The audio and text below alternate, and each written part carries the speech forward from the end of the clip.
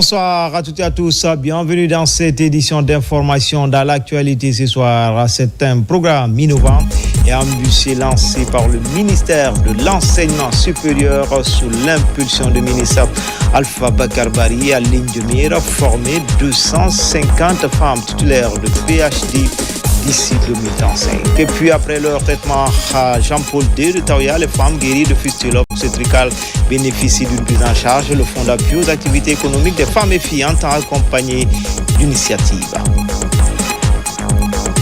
Enfin, culture et mise officielle d'instruments de musique à l'orchestre emblématique, le Sorsonnerie de Bokeh. C'est un appui du ministère de la Culture pour relancer ce patrimoine culturel. Les artistes locaux se frottent les mains et annoncent de belles créations dans le futur. Voilà pour le sommaire.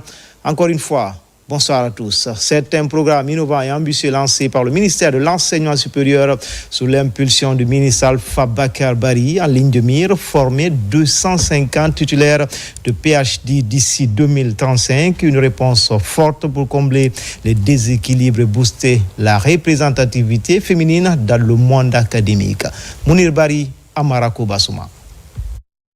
C'est un projet alléchant et porteur d'espoir piloté par le ministère de l'Enseignement supérieur, de la Recherche scientifique et de l'Innovation.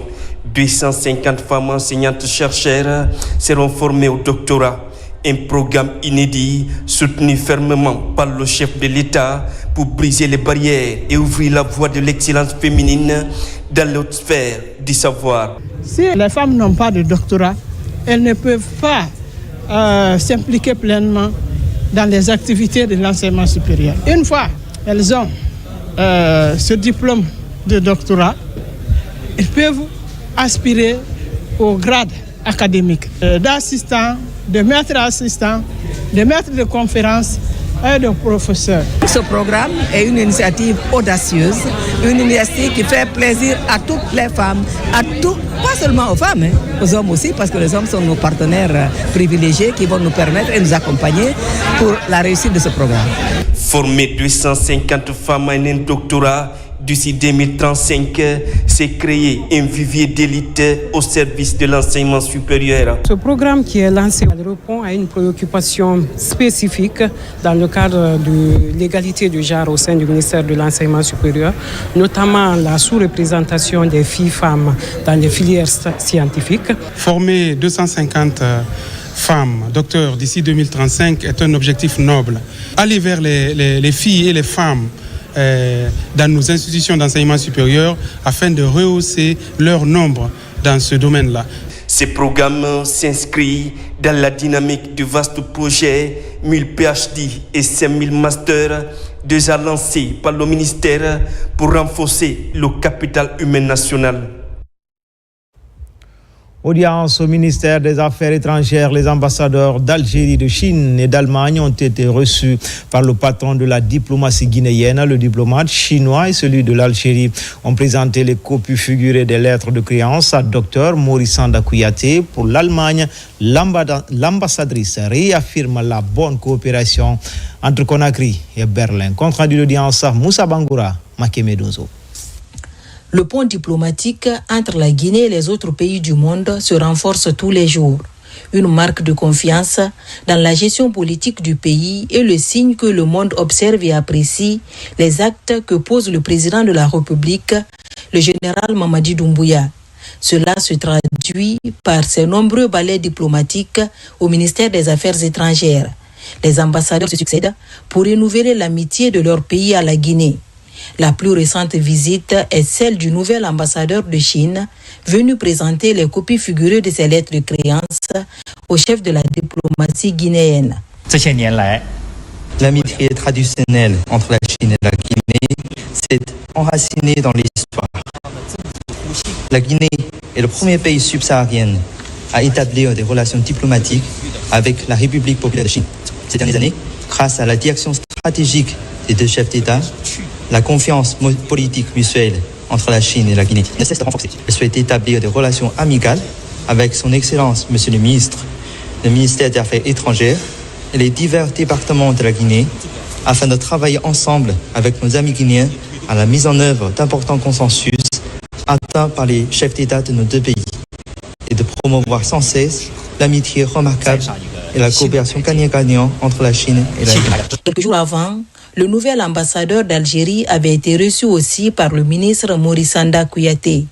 Son Excellence Abdoulatif Guia a remis les copies figurées de ses lettres de créance au chef de la diplomatie guinéenne. Fructifier la coopération entre Alger et Conakry dans tous les domaines sera sa mission régalienne. Dans la foulée, Madame l'ambassadeur de la République fédérale d'Allemagne a été reçue pour une visite de courtoisie. Les sujets abordés avec le ministre Kouyaté s'inscrivent dans le sens du renforcement de la coopération bilatérale entre Conakry et Berlin.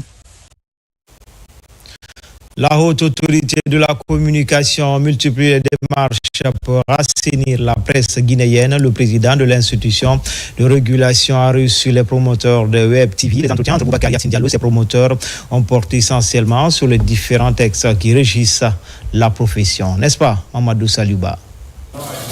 Ce sont des promoteurs de Téléweb. Ils ont été récemment interdits de couvrir toute manifestation publique. Leurs chaînes exclusivement diffusées sur le net ne sont pas reconnues par les textes qui régissent la presse.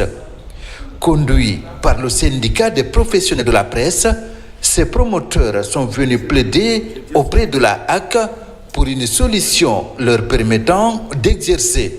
Nous avons saisi l'occasion pour leur expliquer le contenu des textes en vigueur qui, pour le moment, ignorent les Web TV.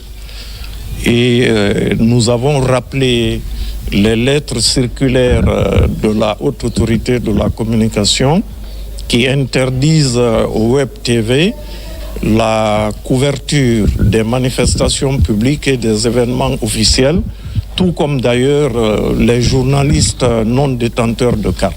Cet entretien a permis aux promoteurs réunis en union de mieux cerner les contours de leur profession. Nous sortons d'ici satisfaits à 70% parce que nous avons pu trouver un début de solution alternative. D'abord, ces confrères ont la possibilité d'avoir la carte de la HAC, des facilités leur seront faites parce que ce sont des professionnels reconnus. Une fois qu'ils auront cette carte, ils auront accès à toutes les sources d'informations autorisées par la loi, mais pas au nom des téléweb. Je profite de l'occasion de dire à tous les membres de cette association de se procurer des documents qu'il faut. C'est en 2010 que les premières téléweb ont été notifiées en Guinée. Aujourd'hui, on dénombre une 50aine de chaînes diffusées sur le net, mais ignorées par les textes. C'est une rencontre dite stratégique avec les opérateurs économiques. Elle est initiée par la nouvelle ministre du Commerce, Fatima Camara, entend ainsi identifier les mécanismes efficaces pour garantir un approvisionnement régulier et sécurisé du marché guinéen à d'arrêt de large consommation. La concertation a connu la présence des opérateurs économiques, grands importateurs, tout comme le ministre des Transports et porte-parole du gouvernement. Les détails avec Mamadou Bassila, Mohamed Chérif Camara. La rencontre revêt toute son importance en cette période de soudure marquée par de fortes pluies. La nouvelle ministre du Commerce, accompagnée de son équipe, a échangé avec les acteurs du secteur pour prévenir toute spéculation autour de l'approvisionnement en denrées de grande consommation, tant dans le Grand Conakry que dans les régions de l'intérieur du pays. Le ministre du Transport et Madame la ministre du Commerce se sont retrouvés avec les opérateurs économiques et tous les importateurs afin de discuter, d'échanger et trouver des solutions pour pouvoir soulager le panier de la ménagère. Donc le marché sera suffisamment approvisionné. Donc il n'y a pas de raison qu'il y ait des problèmes sur le marché pour les ménages. Des mesures ont été annoncées pour réduire les tracasseries au niveau des points d'approvisionnement et de contrôle, notamment au port de Conakry et aux frontières terrestres. C'est une rencontre d'échanges fructueux qui a permis aujourd'hui d'étaler les soucis que les opérateurs économiques en ont au niveau du port de Conakry. L'État a pris le bras le corps pour prioriser les denrées alimentaires de première nécessité telles que le sucre, la farine, et Lori. On est en train de faire des sensibilisations pour que les opérateurs économiques qui sont dans ce secteur puissent continuer à respecter le prix d'engagement qui a été signé ici, c'est-à-dire entre le gouvernement et les opérateurs économiques. Des engagements ont été pris des deux côtés pour prévenir d'éventuelles pénuries dans les stocks de produits alimentaires. Les opérateurs économiques ont une fois de plus rassuré de la disponibilité des denrées de première nécessité dans leurs différents dépôts. À présent, parlons de la lutte contre la défécation à l'air libre dans la région de Kindia. Le phénomène est bien réel. De nombreuses organisations et institutions sont à date engagées pour atteindre l'objectif zéro défécation à l'air libre d'ici 2027. Une formation pour la réalisation de latrines répondantes aux normes dans nos communautés vient de se tenir dans la capitale régionale. Mamadou Alpha Baldé. La défécation à l'air libre constitue toujours un problème sanitaire dans certaines régions du pays. Pour contenir le phénomène et favoriser des pratiques plus saines, le ministère de l'Environnement, à travers la Direction nationale de l'assainissement et du cadre de vie, réunit à Kindia des corporations comme les maçons et autres ouvriers pour une formation spécifique dédiée à la construction de latrines au sein des localités. L'utilisation de ces produits nous mettra à l'abri des maladies endémiques, des maladies qui sont récurrentes généralement en saison pluvieuse. Une structure du nom de SATO, accompagnée par le ministère de l'Environnement et du Développement durable, accepte d'accompagner nos communautés pour l'installation de ces produits dans nos latrines. Cette initiative s'inscrit dans une dynamique concertée qui dépasse les simples aspects techniques. Il s'agit d'une réponse structurante à un défi majeur, l'accès universel à des toilettes sûres, dignes et inclusives. La région de Kindia est l'une des plus touchées par la défécation à l'air libre selon de récentes études. Le programme SATO, accompagné par l'UNICEF, entend contribuer à l'éradication de la pratique dans les 2 prochaines années. Pour ne pas que vraiment cette pratique néfaste ici continue. Parce que nous avons déjà élaboré une feuille de route pour une Guinée fin de défécation à l'air libre en 2027. Et sur ce, il y a des statistiques qui sont ressorties. Depuis quelques années, le ministère de l'Environnement travaille pour zéro défécation à l'air libre à travers le pays. Tenu à Conakry de la réunion de coordination technique multisectorielle de la santé maternelle, néonatale, infantile, des adolescents et de la nutrition. Ce rendez-vous des acteurs engagés dans la promotion de la santé maternelle se veut une plateforme d'échange pour rehausser les indicateurs de la santé maternelle en Guinée. Tcherno Maroufba, Mohamed Pati Kamara. C'est une rencontre trimestrielle qui vise à échanger autour des questions liées à la mise en œuvre des interventions à haut impact dans le domaine de la santé maternelle, néonatale, infantile, des adolescents et de la nutrition. Cette deuxième réunion de coordination technique multisectorielle se focalise sur les résultats du premier et deuxième trimestre de l'année 2025. On peut dire que les objectifs fixés ont été largement atteints, ceci à travers la participation active de tous les autres départements sectoriels qui ont présenté aussi leurs activités planifiées. On se réjouit vraiment du niveau de réalisation et surtout de la synergie d'action au sein de la plateforme SRMania et de la nutrition dans notre pays. Il ressort que notre rôle est central. Nous sommes l'interface entre le ministère et le niveau déconcentré et entre les autorités et les services de santé. Donc nous avons l'obligation de nous impliquer pour que les indicateurs liés à la santé de la mère et de l'enfant puissent connaître une évolution favorable dans nos différentes régions respectives. Améliorer la coordination des interventions de l'offre de services de la santé maternelle, néonatale, des adolescents et de la nutrition de qualité et les indicateurs et l'objectif recherché de ces assises de 2 jours. La tenue régulière de cette réunion démontre notre volonté commune d'assurer la cohérence, la complémentarité et la synergie de nos interventions en faveur des femmes, des nouveau-nés, des enfants, des adolescents. Ensemble, nous devons sans cesse questionner notre efficacité, renforcer notre coordination et affiner notre lecture des réalités de terrain. À cette rencontre, qui regroupe 115 acteurs, des recommandations ont été formulées afin de mettre la barre haute concernant la santé maternelle, néonatale, infantile, des adolescents et de la nutrition. Comme annoncé dans les titres, après leur traitement à l'hôpital Jean-Paul II de Taouya, les femmes guéries de fistule obstétricale bénéficient d'une prise en charge. Le Fonds d'appui aux activités économiques des femmes et filles entend ainsi faciliter leur réinsertion socio-économique. Mohamed De Camara. Dans le Grand Conakry, 25 femmes guéries de fistules obstétricales bénéficient d'une prise en charge du gouvernement. Une action qui vise la réinsertion socio-économique voulue par le ministère de la Promotion féminine à travers le Fonds d'appui aux activités économiques des femmes et filles, FAEF. Ce projet de réinsertion socio-économique reflète la volonté du gouvernement guinéen de ne laisser aucune femme à marge du progrès national. La fistule obstétricale est une blessure silencieuse, souvent invisible, mais aux conséquences profondes. En accompagnant ces femmes aujourd'hui à Conakry et dans les autres régions vers l'autonomie financière, nous posons un acte fort, celui de reconnaître que même après la douleur et l'exclusion, il est possible de se reconstruire. Nous sommes vraiment dans la joie de bénéficier de ces appuis-là et nous remercions tous ceux qui mènent leur combat pour l'épanouissement de la femme.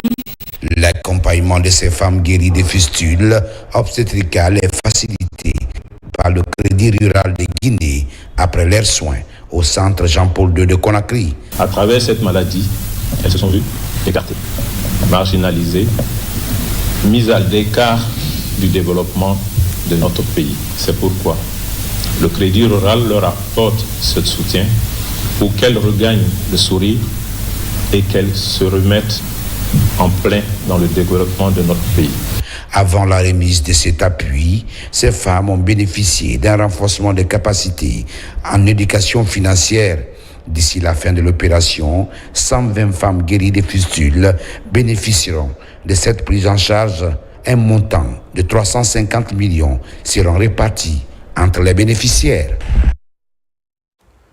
Pour la deuxième fois consécutive, Électricité de Guinée lance une opération de reboisement dans le pays. Elle compte protéger au cours de cette année les sites des barrages hydroélectriques qui sont dégradés.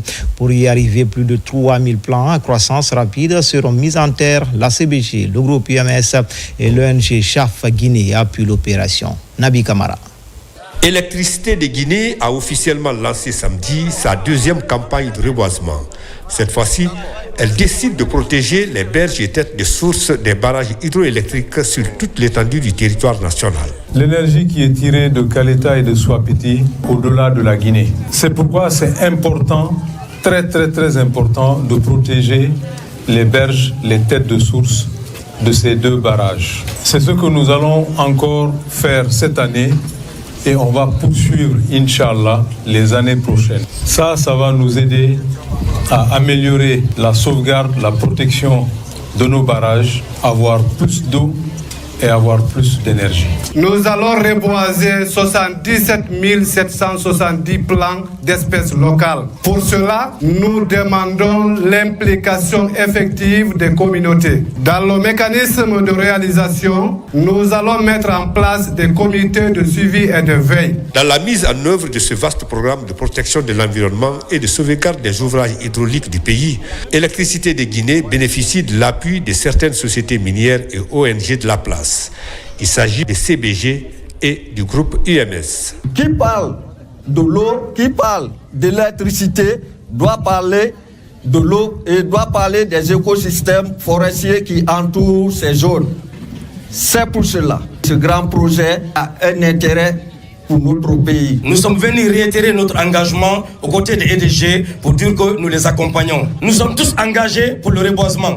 Mais dans ce cadre, pour pouvoir aider, c'est le contenu local qui doit beaucoup intervenir dans ce sens.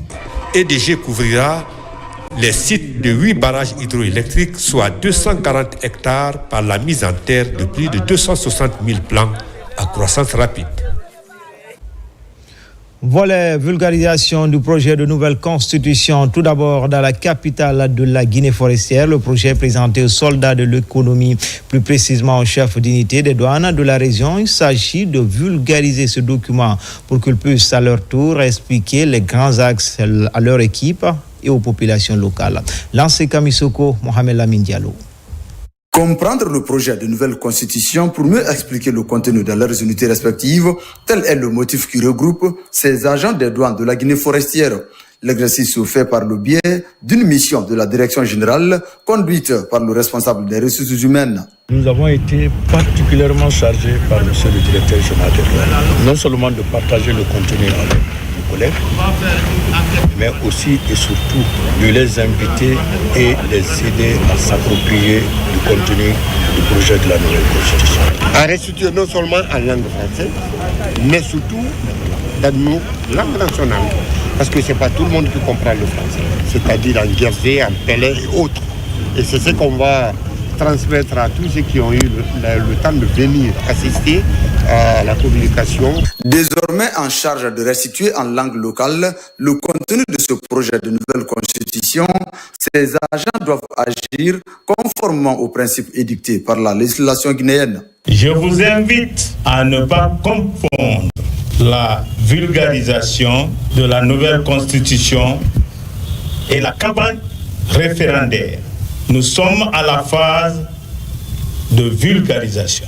Le moment de la campagne, vous verrez d'autres équipes sur le terrain. Faire des douaniers des acteurs de sensibilisation dans leurs positions respectives est l'ambition de la Direction générale des douanes à travers cette initiative. À la Caisse nationale de prévoyance sociale, la générale Aminata Diallo appelle ses cadres à s'approprier du contenu de ce document. La concertation s'est tenue dans les locaux de cette institution. Toutes les grandes innovations ont été passées au crible pour mieux édifier les participants. Alpha Isiagaba. Les cadres de la Caisse nationale de prévoyance sociale, le syndicat des retraités, face à la direction générale ainsi que les membres du conseil d'administration de la CNPS. Les échanges portent essentiellement sur la vulgarisation du projet de nouvelle constitution. Toutes les grandes innovations ont été expliquées au cadre. Il était de notre devoir, en tant que membre du conseil d'administration, de venir justement continuer cet exercice de vulgarisation, comme pour prouver que c'est un tout. L'accompagnement doit être soutenu et inclusif. Même si on n'est pas juriste, l'explication donnée, nous avons vraiment bien compris. Le contenu quand même qu'il a vraiment vulgarisé, chacun a eu sa part. Il suffit maintenant de se remettre dans le bouquin pour pouvoir mieux comprendre les différents passages afin de pouvoir vulgariser au niveau des autres agents. Dans le projet de nouvelle constitution, la couverture médicale universelle est prise en compte. Ici, devant les cadres de la Caisse nationale de prévoyance sociale, toutes ces nouveautés et ces grands enjeux sont rappelés. Il y a plusieurs innovations qui sont mentionnées là-dedans, parmi lesquelles l'article 22 spécifiquement, qui parle de la couverture sanitaire universelle. C'est une première en Guinée, ça n'a jamais existé. Et donc, comment cette couverture sanitaire universelle va se traduire de manière pratique en République de Guinée? Nous, la Caisse nationale de prévoyance sociale, nous nous en occupons déjà, une grande partie. Pour faciliter la compréhension du contenu du projet de nouvelle constitution, des copies sont remises au cadre de la CNPS. Tous les points focaux ainsi que les chefs d'agence de la Caisse nationale de prévoyance sociale seront touchés par cette campagne de vulgarisation. Le bloc des structures pour la vulgarisation du projet de nouvelle constitution reste actif sur le terrain, d'où cette mobilisation au stade Cabinet Kouyati de Matuto pour interpeller les consciences. Les grandes lignes du projet ont été abordées lors de cette rencontre citoyenne. Ali Badara Kondé. Le stade Cabinet Kouyati a vibré ce week-end au rythme d'une mobilisation d'envergure. Le bloc des associations pour le projet de nouvelle constitution a sensibilisé et a expliqué aux populations les grandes lignes et des innovations du projet de nouvelle constitution. Notre pays s'est engagé dans un processus historique de transformation profonde dont la nouvelle constitution constitue la boussole. Ce texte fondateur, fruit d'un dialogue national, consacre les valeurs de justice, d'égalité, de souveraineté populaire. Ici, au stade Cabinet Kouyaté, les membres du bloc des associations ont exposé sur la nouveauté de la nouvelle constitution, telle que la création d'un Sénat, la lutte contre les inégalités humaines, ainsi que la limite des mandats présidentiels. Nous sommes là pour pouvoir ensemble, avec tous ces mouvements, échanger les méthodes, les manières pour qu'on puisse sensibiliser les gens sur la nouvelle constitution. Cette nouvelle constitution nous rassemble et nous ressemble. Il y a plusieurs points d'innovation qui nous mettent devant, surtout les femmes et les jeunes. Le bloc des structures pour la vulgarisation du projet de nouvelle constitution entend rester actif sur le terrain. Dans les jours à venir, les communes de Tombolia et de Sanoya seront touchées par cette campagne de sensibilisation. À Bofa, 270 cadres préfectoraux viennent d'être outillés en technique de vulgarisation de la nouvelle constitution. Au cours de cette session qui s'est écoulée pendant 3 jours, les langues nationales ont été privilégiées pour mieux véhiculer les points clés de ce projet aux populations à la base. C'est une action de l'ONG Aimer la Guinée. Bakari Bamba Konde.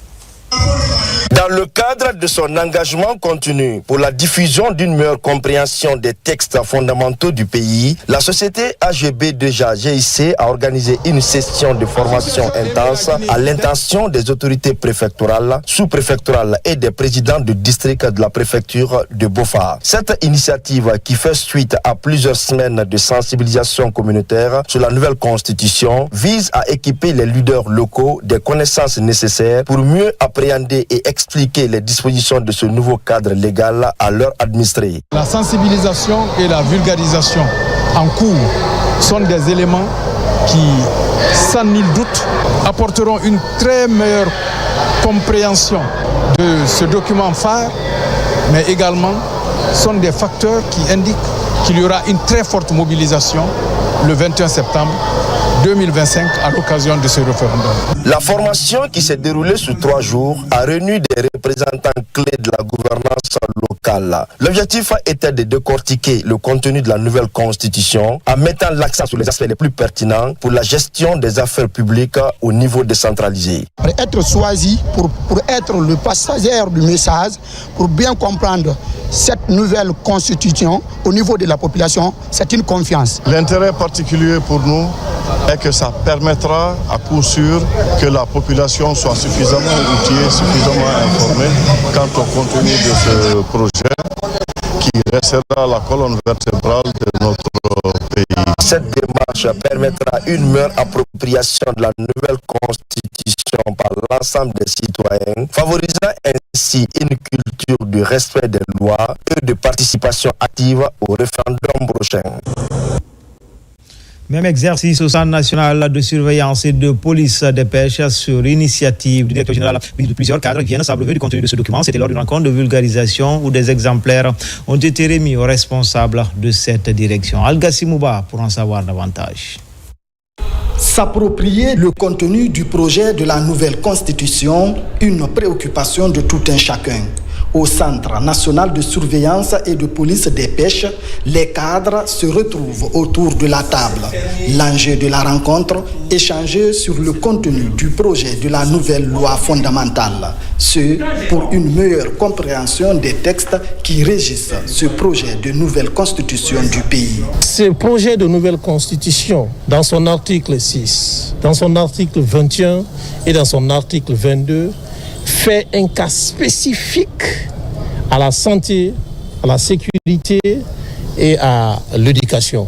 Voilà pourquoi nous, en tant que citoyens, en tant que parents d'élèves, en tant qu'hommes soucieux pour sa santé, nous nous sommes dit qu'il est aussi de notre devoir de vulgariser ce projet de nouvelle constitution. Le processus d'élaboration et d'adoption d'une nouvelle constitution est une étape cruciale dans la vie sociopolitique et économique d'un pays. C'est dans ce contexte qu'il est impératif de prendre connaissance des différents textes. En tant que service qui protège la mer et que cette protection de la mer est citée dans le projet de notre nouvelle constitution, il est de notre devoir de partir vers les autres pour vulgariser le contenu de cette nouvelle constitution pour que tout le monde soit au même niveau d'information. Engagé à mobiliser tout son personnel pour une large vulgarisation afin de faire comprendre les enjeux et les implications du texte fondamental, le directeur général du CNSP procède à la distribution des exemplaires du document du projet de la nouvelle constitution. De son côté, le mouvement Kirikira ou le chemin du bonheur est également en ordre de bataille pour la vulgarisation de la nouvelle constitution. Ses membres se sont retrouvés ce week-end à Madina pour une causerie citoyenne. Le bien fondé de ce texte a été longuement partagé. Kadiatou Keita, Marie-Angélique Bangoura. À l'image de plusieurs plateformes de la place, la structure Kirikira s'implique dans la campagne de vulgarisation du projet de nouvelle constitution. Ici, la cérémonie a réuni les différentes couches sociales. L'occasion est mise à profit par le coordinateur de cette structure de mettre l'accent sur les innovations majeures qu'introduit ce texte fondateur. Cette constitution nous offre plusieurs avantages. Un état de droit véritable, la justice indépendante. Cette constitution nous offrira un avenir meilleur pour la jeunesse. Cette jeunesse vibrante, pleine de rêves, d'énergie qui mérite des écoles, des emplois. Cette campagne de sensibilisation dont la communication en langue locale a permis aux citoyens de cerner les contours de cette future loi fondamentale. La structure Kirikira va être mise à contribution pour une large vulgarisation à la base. Nous avons compris que la population doit s'approprier du contenu de ce projet de nouvelle constitution. C'est ce qui permettra au peuple de connaître leurs devoirs et leurs droits. Cette sensibilisation nous a permis de mieux comprendre le contenu de cette future loi fondamentale qui doit prendre en compte désormais toutes les aspirations des Guinéens. Dans les prochains jours, la structure envisage d'autres initiatives afin de toucher plusieurs localités à Conakry et à l'intérieur du pays. En dehors du continent, après la remise des copies du projet de nouvelle constitution personnelle de son ambassade, Ali Diallo reçoit les membres du bureau des Guinéens établis au Royaume-Uni et quelques responsables de différentes associations. Objectif, leur remettre les copies du projet et faire lecture de quelques grandes lignes et innovations du dit projet. Safia Toukonde. Son Excellence, Monsieur l'ambassadeur Ali Diallo, a reçu à la chancellerie les membres du Conseil des Guinéens de l'étranger pour vulgariser le contenu du projet de nouvelle constitution. Entouré par son staff, il a appelé ses concitoyens à s'en approprier et à assurer une large diffusion au sein de la communauté guinéenne résidant au Royaume-Uni. Il était important qu'on échange sur les innovations de la nouvelle constitution et adapter une stratégie commune afin de pouvoir partager ces innovations-là au sein de la communauté guinéenne. Moi, j'ai à saluer. Donc, je tiens à remercier l'ambassadeur et son Excellence, M. Ali Diallo, de nous avoir associés à cette première étape pour ensuite donner à nos compatriotes l'opportunité de connaître le contenu avant le référendum. Les membres du bureau du Conseil des Guinéens établis au Royaume-Uni et quelques responsables des différentes associations ont répondu présents à l'invitation de leur ambassadeur et se disent tous prêts à vulgariser à leur tour le contenu de ce projet de nouvelle constitution. Tu nous as rappelé des points essentiels. On sait déjà même sans lire que c'est quelque chose d'important pour la Guinée et nous nous engageons pour l'accompagner dans la vulgarisation de cette constitution. Si on aide nos leaders de exécuter de ce qui est là-bas, ça va nous donner beaucoup d'importance, ça va nous aider et aider nos enfants aussi. Et la Nouvelle-Guinée aussi on sera le cœur de l'Afrique, parce qu'on est déjà le cœur de l'Afrique. La dynamique est engagée et tous les Guinéens vivant au Royaume-Uni, de Grande-Bretagne, d'Irlande du Nord, de l'Irlande et de l'Islande vont être touchés à travers des activités de vulgarisation de proximité. Dans le reste de l'actualité, les jeunes filles leaders comptent accompagner le général président dans sa vision de promotion et de consolidation de la cohésion sociale. L'annonce a été faite lors d'un conclave à Mamou sous la houlette de la Direction nationale de l'emploi jeune et de l'auto-emploi. Mamadou Paté Baldé.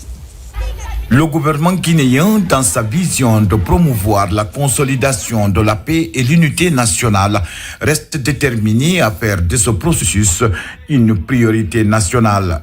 Déjà à Mamou, le ministère de la Jeunesse, à travers la Direction nationale de l'emploi, tente de répondre à cette question en donnant un coup de pouce à 66 jeunes filles leaders venues des 4 régions naturelles du pays. Si le ministère de la Jeunesse, appuyé par Care International, pense appeler ces femmes dans le cadre de la prévention, de la gestion des conflits, en passant par une communication, en faisant de cette formation un véritable levier, sinon un tremplin pour la consolidation de la paix, disons l'essentiel de notre existence sur Terre. Depuis le début de ce projet, ces femmes n'arrêtent pas de se battre, de se donner du fond et de travailler dur pour non seulement prévenir, mais aussi essayer de gérer les conflits dans les différentes localités de ce pays. L'ambition visée est d'amener chacune des participantes à vulgariser les connaissances acquises au cours de cette formation dans leurs collectivités respectives. La Guinée doit amorcer le processus électoral.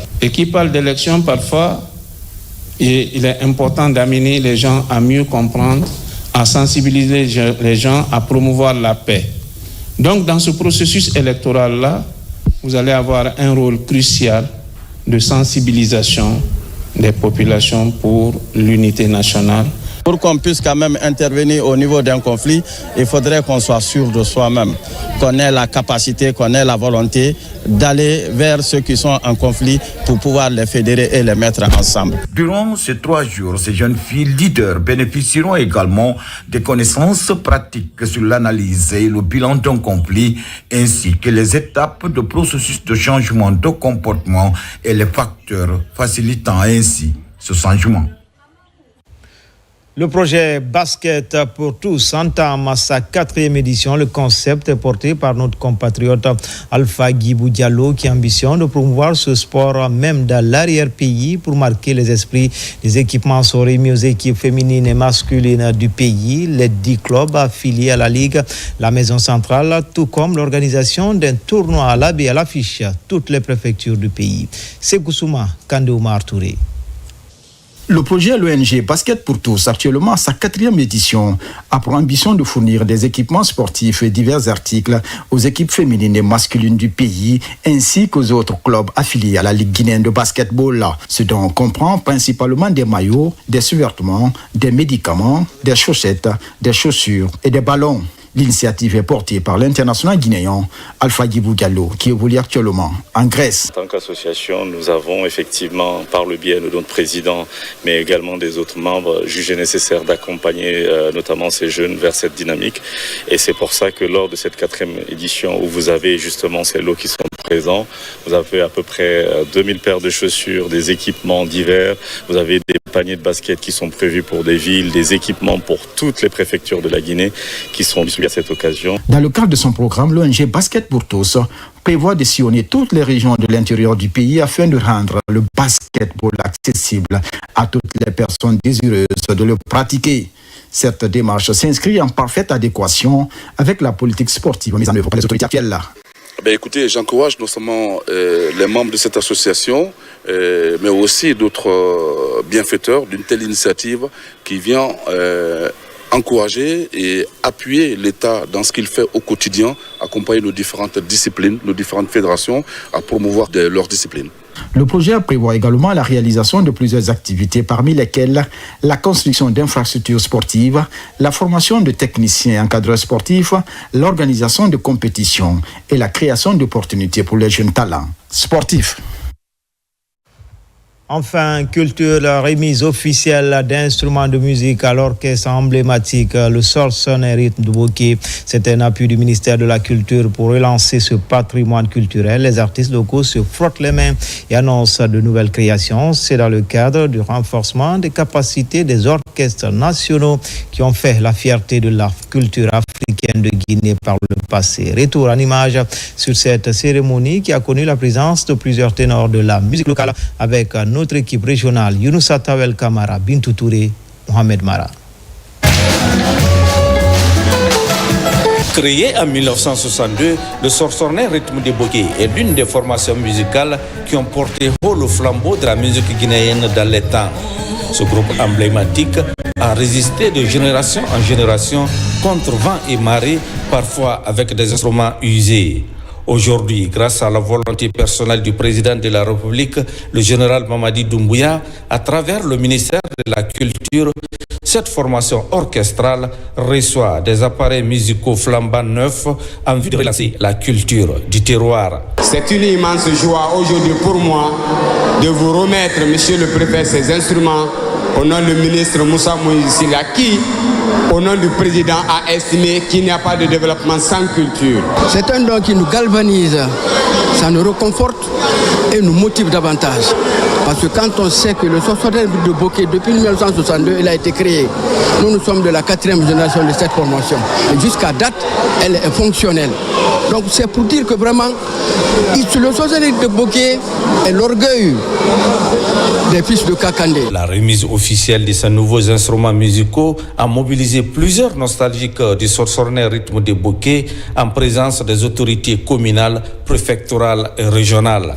C'est par manque d'instruments que nous sommes restés, par manque de moyens. Mais heureusement pour nous, le ministère a transmis le message du chef de l'État en nous envoyant des matos auxquels on s'attendait. Cet acte que nous posons aujourd'hui est la preuve tangible de la volonté des autorités nationales soutenir nos artistes et préserver notre riche patrimoine culturel. Au terme de la cérémonie, un vibrant hommage est rendu aux membres fondateurs de ce groupe, suivi de témoignages sur le moment de gloire de cet orchestre mythique qui a émerveillé et continue d'émerveiller toujours les mélomanes du Kakandé profond et d'ailleurs. C'était tout pour les infos. L'actualité se poursuit sur le www.guinée.info. À bientôt pour d'autres actualités sur la Guinée, notre paradis terre de richesse et d'innovation, Inch'Allah.